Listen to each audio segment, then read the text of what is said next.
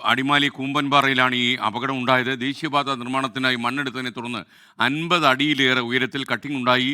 അതിന് മുകളിൽ അടർന്നിരുന്ന ഭാഗം ഇടിഞ്ഞ് പാതയിലേക്കും അടിഭാഗത്തുള്ള വീടുകളിലേക്കും പതിച്ചാണ് ഈ ദുരന്തമുണ്ടായതെന്നാണ് നമ്മൾ മനസ്സിലാക്കുന്നത്.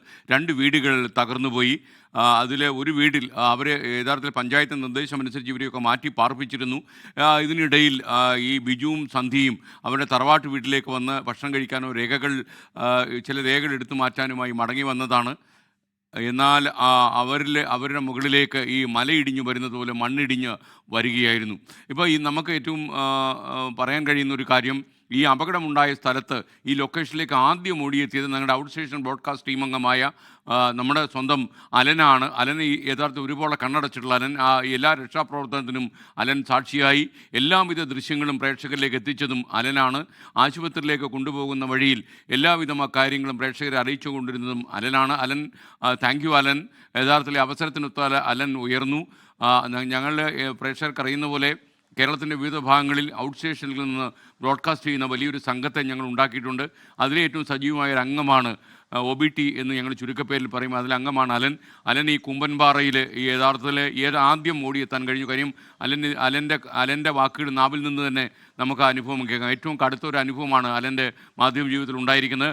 അലൻ എത്ര മണിക്കാണ് ഈ ഒരു വിവരം അറിയുന്നത്? ആരാണ് ഈ വിവരം അലനെ അറിയിച്ചത്? അലൻ നിൽക്കുന്നത് ഈ കുമ്പൻപാറയിലെ ഈ അപകടം നടന്ന സ്ഥലത്ത് നിന്ന് എത്ര ദൂരെയായിരുന്നു?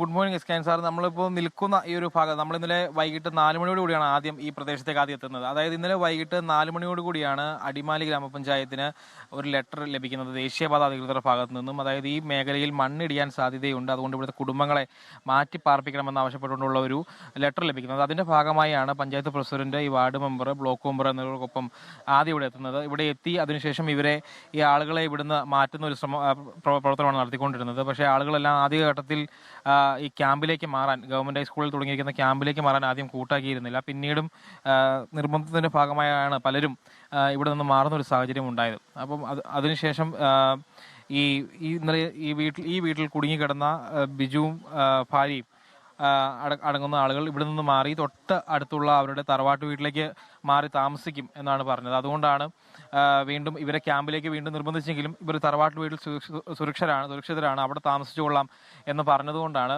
പിന്നീട് അവരെ തപ്പി വരാതിരുന്നത്. പക്ഷേ എന്നാലും ഇവരെന്തോ അത്യാവശ്യ ഡോക്യുമെന്റ്സ് കാര്യങ്ങൾ എടുക്കാനുണ്ട് എന്ന് പറഞ്ഞുകൊണ്ട് ഈ വീട്ടിലേക്ക് വീണ്ടും വന്ന് കയറി എന്നാണ് പറയുന്നത്. ആ സമയത്താണ് ഈ വലിയൊരു ദാരുണമായ സംഭവം ഉണ്ടായത്.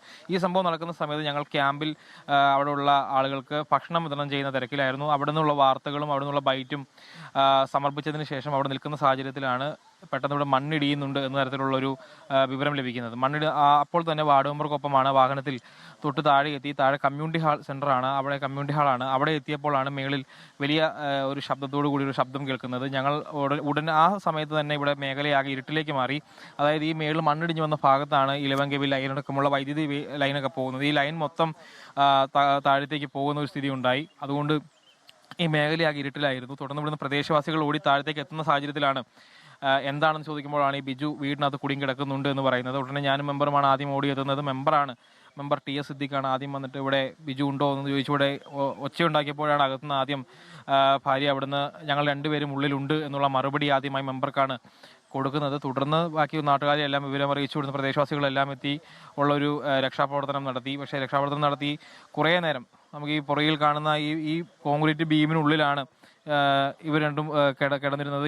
നമുക്ക് കാണാം ഈ കമ്പി വെച്ച് മുറിച്ചിരിക്കുന്ന, അതായത് ഈ സ്ലാബ് മുറിച്ചാണ് ഇവരെ രണ്ടുപേരെയും പുറത്തിറക്കാനുള്ള ശ്രമം ആദ്യഘട്ടത്തിൽ നടത്തിയത്. പക്ഷേ ഈ താഴെ കാണുന്ന വലിയ ഭാരമുള്ള ഈ കോൺക്രീറ്റ് സ്ലാബുകൾക്ക് അടിയിലായിരുന്നു രണ്ടുപേരും പെട്ടുപോയിരുന്നത്. അവർ കുടുങ്ങിക്കിടന്നത് 2 അടിയിലായിരുന്നു. അതുകൊണ്ട് ഇത് മാറ്റാതെ അവരെ പുറത്തേക്ക് എടുക്കുക വലിയ ശ്രമകരമായ ഒരു ജോലിയായിരുന്നു. അതായത് NDRF സംഘവും ഫയർഫോഴ്സും അടക്കമുള്ള ആളുകൾ എത്തി ഇവരെ കയറൊക്കെ ഉപയോഗിച്ച് റോബൊക്കെ ഉപയോഗിച്ച് മുകളിലേക്ക് ഉയർത്താനുള്ള ശ്രമം നടത്താൻ വേണ്ടി നടപടി എടുത്തിരുന്നെങ്കിലും പക്ഷേ അങ്ങനെ ഉയർത്തി കഴിഞ്ഞാൽ അവർക്ക് കൂടുതൽ പരിക്ക് പറ്റുമെന്നുള്ളത് കൊണ്ടാണ് ആ ശ്രമം ഉപേക്ഷിച്ച് വീണ്ടും ഹൈഡ്രോളിക് ജാക്ക് ഉൾപ്പെടെ കൊണ്ടുവന്ന് ഈ കെട്ടിട ഭാഗങ്ങളെല്ലാം ഉയർത്തി മാറ്റി നിർത്തി അതിൽ നിന്നും ഇവരെ പുറത്തേക്ക് എടുക്കുന്ന ഒരു തരത്തിലേക്കുള്ള ഒരു ശ്രമം നടത്തിയത്. അതിന് ഒരുപാട് 5 മണിക്കൂറിന് ശേഷമുള്ള രക്ഷാപ്രവർത്തനത്തിലാണ് ഭാര്യയെ പുറത്തെടുത്തത്. അടിമാലി താലൂക്ക് ആശുപത്രിയിൽ എത്തിച്ചപ്പോൾ അവിടെയും നമ്മൾ ആദ്യം ആശുപത്രിയിലും എത്തി. അവിടെ എത്തിയപ്പോൾ ഈ കാലിൽ ഒരു ഗുരുതരമായൊരു പരിക്കാണ് നമുക്ക് കാണാൻ വേണ്ടി കഴിഞ്ഞത്. പിന്നെ സ്വാഭാവികമായും ഇത്രയും മണിക്കൂർ ഈ മുറിക്ക് ഈ ഒരു ഇടുങ്ങിയ ഒരു അന്തരീക്ഷത്തിൽ ഈ ഇത്രയും വലിയൊരു ലോഡ് മേത്തുണ്ടായിരുന്നതിൻ്റെ ഭാഗമായിട്ടുള്ള ശാരീരിക ബുദ്ധിമുട്ടുകളെല്ലാം തന്നെ ഉണ്ടായിരുന്നു. ശ്വാസം മുട്ടടക്കമുള്ള ബുദ്ധിമുട്ടുകളുണ്ടായിരുന്നു. ഇതെല്ലാം പരിഗണിച്ചുകൊണ്ടാണ് ICU സംവിധാനം ഒരു 24 മണിക്കൂർ ICUവിൽ നിരീക്ഷിക്കാൻ കഴിയുന്ന തരത്തിലേക്കുള്ള സംവിധാനമുള്ള എറണാകുളത്തെ രാജഗിരി ആശുപത്രിയിലേക്ക് ഭാര്യയെ മാറ്റിയത്. ഇതിനുശേഷം വീണ്ടും 2 മണിക്കൂർ കൂടി നീണ്ടു ബിജുവിനെ പുറത്തിറക്കാനുള്ള ശ്രമം. 7 മണിക്കൂർ നീണ്ട ശ്രമത്തിനൊടുവിലാണ് ബിജുവിനെ ഇവിടെ നിന്നും പുറത്തെടുക്കാൻ വേണ്ടി കഴിഞ്ഞത്. ബിജുവിനെ പുറത്തെടുത്ത് അടിമാലി താലൂക്ക് ആശുപത്രി ട്വന്റിഫോറിന്റെ കൂടെ യാത്ര എന്നുള്ളൊരു കുറച്ചു കാലമായി ഈ കാര്യം ആദ്യം പ്രിയപ്പെട്ട പ്രേക്ഷകരെ അറിയിക്കാൻ കഴിഞ്ഞത് ഒരു ദൗർഭാഗ്യമാണെങ്കിൽ പോലും അതൊരു അവസരമായിരുന്നു അലന്.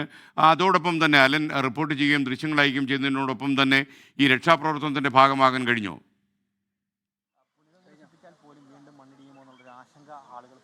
തീർച്ചയായും ഈ ഒരു ഭാഗത്ത് അതായത് ഈ ആളുകളെ മാറ്റി, അതായത് ഈ രക്ഷാപ്രവർത്തനത്തിന് ഏറ്റവും കൂടുതൽ ബുദ്ധിമുട്ടുണ്ടാക്കിയത് ഈ ആളുകളുടെ ജനത്തിരക്ക് അധികമായി വന്നപ്പോൾ ഈ രക്ഷാപ്രവർത്തകർക്ക് കൃത്യമായി സ്പോട്ടിലേക്ക് എത്താനോ അല്ലെങ്കിൽ ഈ ആളുകളെ മാറ്റുന്നതിനുള്ളൊരു ശ്രമം ചെയ്യാൻ വേണ്ടി പറ്റിയിരുന്നില്ല. അപ്പം നമ്മൾ ആ സമയത്തെല്ലാം നമ്മൾ രക്ഷാപ്രവർത്തകർക്കൊപ്പം തന്നെ നിന്നുകൊണ്ട് അവരെ സഹായിക്കുന്ന ഒരു സമീപനമാണ് ചെയ്തത്. അലന്റെ വീട് അവിടെ നിന്ന് എത്ര ദൂരെയാണ്? എൻ്റെ വീട് ഇവിടെ നിന്ന് ഒരു 4 കിലോമീറ്റർ അകലെയാണ്. ഓക്കെ അലൻ്റെ ജോലി തുറന്നുകൊള്ളുക. പ്രിയപ്പെട്ടവർക്ക് അറിയുന്ന പോലെ, പ്രിയപ്പെട്ട പ്രേക്ഷകർ കണ്ടതുപോലെ ഈ അലനാണ് ആദ്യമായിട്ട് അവിടെ എത്തിയ മാധ്യമപ്രവർത്തനം. ഈ കുമ്പൻപാറയിലെ കുറച്ച് ദൂരെയുള്ള ഒരു ക്യാമ്പിൽ, അതായത് ആളുകളെ മാറ്റിപ്പാർപ്പിച്ചിരുന്ന ക്യാമ്പിൽ ഭക്ഷണം വിതരണം ചെയ്യുന്നതിനിടയിലാണ് അലൻ ഈ വിവരം അറിയുന്നു. അലൻ പഞ്ചായത്ത് മെമ്പർക്കൊപ്പം ഈ കുമ്പൻപാറയിൽ എത്തുകയും ജേർണലിസ്റ്റ് എന്ന നിലയിൽ കാര്യങ്ങൾ 24-നെ അറിയിക്കുകയും അതോടൊപ്പം രക്ഷാപ്രവർത്തനത്തിൽ പങ്കെടുക്കുകയും ചെയ്തു. അലനായിരുന്നു കുറച്ചധികം സമയം കേരളത്തിലെ നമ്മുടെ മലയാളി പ്രേക്ഷകർ, ലോകമെമ്പാടുമുള്ള പ്രേക്ഷകർക്ക് ഈ കുമ്പൻപാറയിലുണ്ടായ അപകടത്തിൻ്റെ യഥാർത്ഥ ദൃശ്യങ്ങൾ അയച്ചു കൊടുത്തതും വാർത്തകൾ പറഞ്ഞതും. എന്തായാലും അലനോട് ഒരിക്കൽ കൂടി നന്ദി. കാരണം ഒരു ജേർണലിസ്റ്റിന് ഏറ്റവും വലിയ വെല്ലുവിളി എന്താണെന്ന് ചോദിച്ചാൽ, ഒരു വലിയ ദുരന്തം ഉണ്ടാകുമ്പോൾ അത് റിപ്പോർട്ട് ചെയ്യണോ അതല്ല രക്ഷാപ്രവർത്തനത്തിൻ്റെ ഭാഗമാകണം എന്നുള്ളൊരു ചോദ്യമുണ്ട്. റിയൽ ജേർണലിസ്റ്റ് ആണെങ്കിൽ ജേർണലിസ്റ്റിൻ്റെ ജോലി ചെയ്യുമെന്ന് വിവരമുള്ള ആളുകൾ പറയും. അതേസമയം അലനെ പോലെ ഒരു കുമ്പൻപാറയിലെ നാട്ടിൻപുറത്ത് ജീവിച്ച ഒരാൾ രക്ഷാപ്രവർത്തനത്തിൽ ഏർപ്പെട്ടുകൊണ്ട് തന്നെയായിരുന്നു അലൻ 24-ൻ്റെ വാർത്താമുറിയിലേക്ക് വാർത്തകൾ അയച്ചുകൊണ്ടിരുന്നത്. എന്തായാലും ഈ കോൺക്രീറ്റ് പാളി അടർന്നു വീണ് ഒരു മനുഷ്യൻ്റെ ജീവൻ നഷ്ടപ്പെട്ടു പോയി. നമ്മുടെ വളരെ ദൂരെ ഇരുന്ന ഈ നാഷണൽ ഹൈവേ, നമ്മുടെ ധനുഷ്കോടിയിലേക്ക് പോകുന്ന നാഷണൽ ഹൈവേയുടെ ചിത്രങ്ങളൊക്കെ വരച്ചുണ്ടാക്കുന്ന ഏറ്റവും വലിയ എഞ്ചിനീയറിംഗ് വിസ്മയമായി മാറുന്ന ആ ഡിസൈനറുടെ മനസ്സിൽ എപ്പോഴെങ്കിലും ഈ പാവപ്പെട്ടവരുടെ ചിത്രമുണ്ടോ എന്നെനിക്കറിയില്ല. ലോകത്തെവിടെയായാലും ഏത് സമയത്തും 24 വാർത്തകളും ഓഗ്മെന്റഡ് റിയാലിറ്റി പാക്കേജുകളും എക്സ്പ്ലെയിനറുകളും വിശദമായി കാണാൻ ഞങ്ങളുടെ യൂട്യൂബ് ചാനൽ നിങ്ങൾക്ക് സബ്സ്ക്രൈബ് ചെയ്യാം.